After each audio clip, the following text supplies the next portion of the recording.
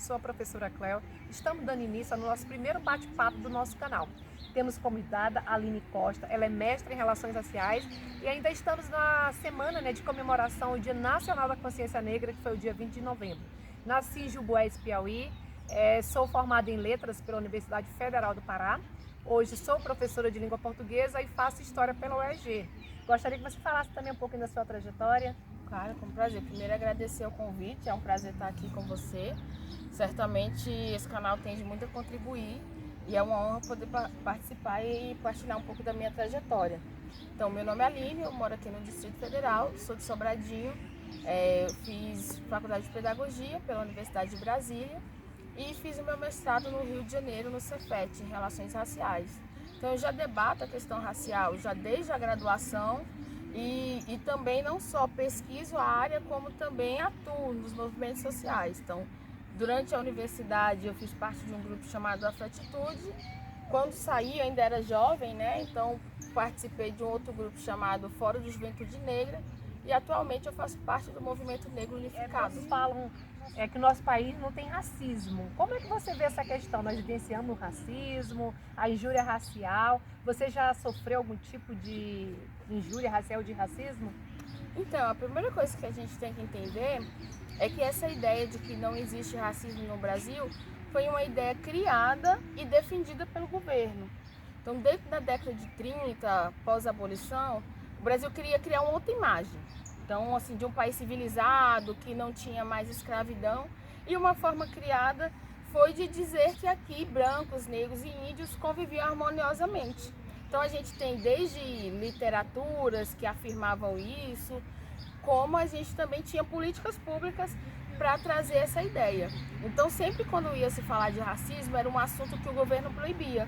E isso foi introjetando nas famílias. Então, mesmo que nas famílias todo mundo tivesse que ouvir aquela coisa, tu vai casar com preto, você tem que embranquecer a raça, não casa com preto não. Ou mesmo era muito como você deve ter passado por isso, aquela coisa de falar que preto tem cabelo ruim, eu queria ter o cabelo bom, sempre associando o que é branco ao bom e o que é preto ao ruim.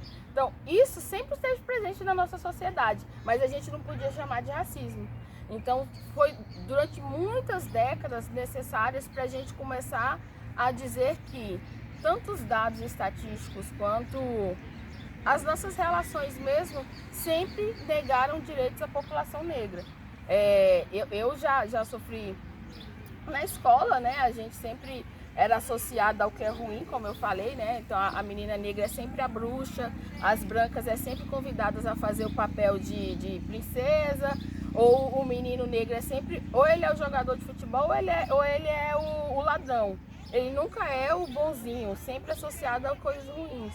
Então isso foi criando um imaginário que fez com que durante muito tempo as próprias crianças negras não se aceitassem, né? E isso leva para a vida adulta. Então, o fato de, por exemplo, a gente ter mais brancos nos cargos de poder, a gente nunca, por exemplo, ter demorado vários e vários anos para ter uma mulher como reitora de universidade. Isso pra gente era visto normal, porque se todo mundo é igual, todo mundo é brasileiro, supostamente quando um branco consegue, a gente deveria conseguir também. Mas se a gente fosse afirmar e procurar, por exemplo, quantas pessoas negras hoje estão no Congresso Nacional? Então, sei lá, de 300 deputados, a gente tem 5 mulheres negras. Será que isso é normal? Por que a gente sempre coloca a maioria branca num país que tem maioria negros, né? Então, vai desde essa coisa pequena, da gente sempre ser associado ao que é negativo, ao que é ruim, a coisas grandes da gente ter que lutar e reivindicar por espaços de poder. Ainda tem aquelas pessoas que dizem assim, eu não sou racista, mas eu tenho vários amigos negros, como se isso justificasse. Né? Eu tenho vários amigos negros, inclusive eu os acho bonitos. Alguém já me falou assim. Ainda tem aquela pessoa que diz assim, não, mas você não é negra não, você é uma morena clara. Existe essa questão de morena clara? Sim. Existe nossa sociedade morena clara? Então, não. como eu falei, isso não veio do nada. Quando ocorreu no Brasil o primeiro censo, segundo censo, mais ou menos na década de 1950, eles você podia colocar qualquer cor, não tinha essa questão de raça como é hoje no IBGE. Então aí tinha lá, como você se autodeclara, marrom bombom, morena, moreninha clara, moreninha escura, cor de jambo. Tudo para poder sair da ideia do negro, porque negro era visto como o quê? Como escravo. Então, mesmo que eu tivesse a pele negra, eu não queria ser associado ao que era negro. Então, isso foi fazendo com que durante muito tempo alguém chegava assim, ah, você é negra? Não, eu sou morena.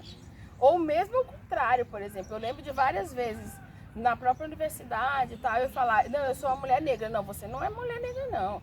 Olha, seu nariz é mais fino, não, você não é tão escura. Olha aí o seu cabelo. Então, assim, e eu falava, não, gente, qual o problema? Eu sou negra sim. Então, existe negros de peles claras, existe negros de peles escuras, mas somos negros. Sou filho de negro, como, né? Sou filho e neto de negro e tenho muito orgulho disso, dessa minha cultura. E eu acho que, assim, o problema é que também essa negação da gente, muita gente fala assim, ah, mas por que você tem que se afirmar? Porque se a gente não se afirma, a gente não conhece a nossa história. Então, por exemplo, outro dia eu estava vendo que a primeira mulher que foi para uma Olimpíada era uma mulher negra. Você conhece? Não. Acho que quase ninguém conhece. E aí sempre fica aquela coisa, por que a gente não conhece? Provavelmente porque ela não era branca, porque quando são pessoas brancas, são tidas como destaque, são elevadas, são colocadas na mídia o tempo todo. Quando a gente está falando da trajetória de pessoas negras, é irrelevante.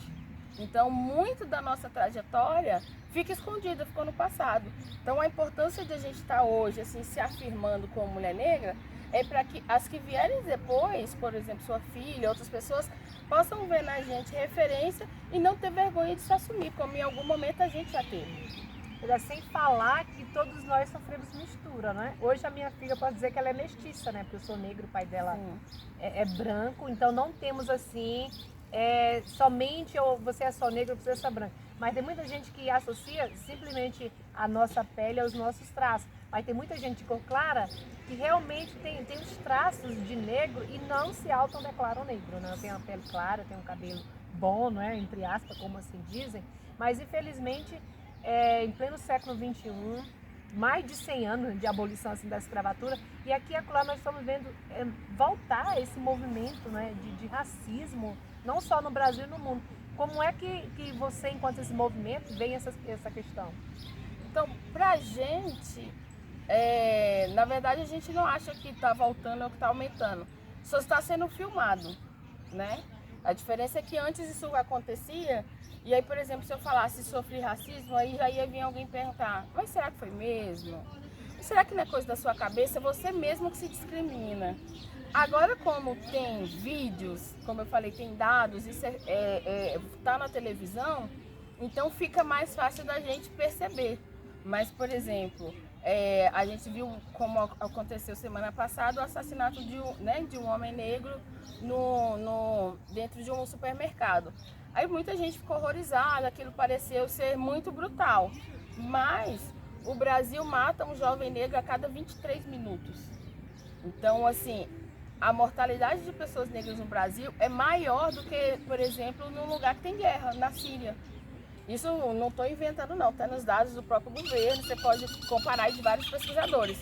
Mas é isso, durante muito tempo ninguém sabia porque ninguém estudava. Aí, há uns 10 anos atrás, começou o movimento de ações afirmativas e as pessoas começaram a pesquisar e o governo foi obrigado a levantar dados.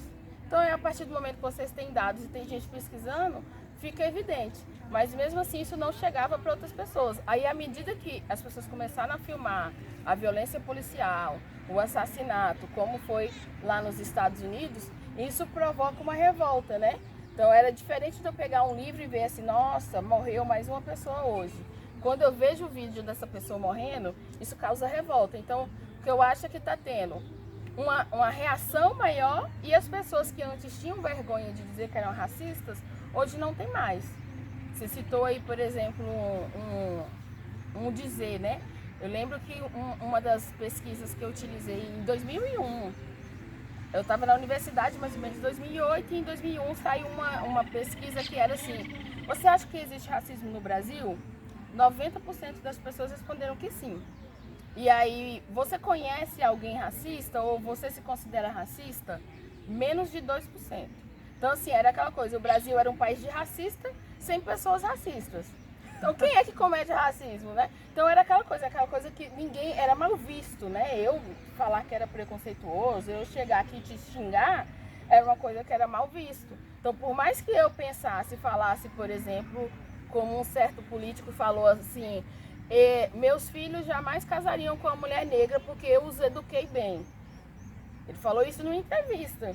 Porque na cabeça dele, os filhos dele deveriam casar com mulheres brancas. E casar com mulher negra era uma falta de educação. Então, falar aquilo era um absurdo, né? Hoje em dia as pessoas já falam.